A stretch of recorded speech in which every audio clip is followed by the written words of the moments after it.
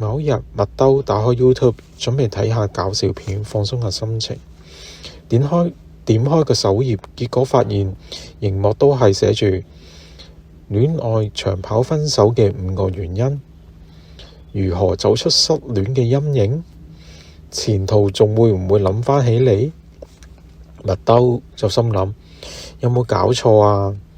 跟住佢強行唔理啦，揾啲開心片睇下，於是搜尋啦。佢搜尋就打爆笑狗狗影片，跟住 YouTube 嘅推薦呢，就寫12星座分手後邊個最似隻狗。麥兜即刻冇嘢講啦，佢開始懷疑人生，心諗 YouTube 你可唔可以再提我失戀啊？於是佢揾返以前睇開嘅動畫，諗住算啦，可以開心啲。跟住佢彈出個廣告就話超級情人節優惠買1送1。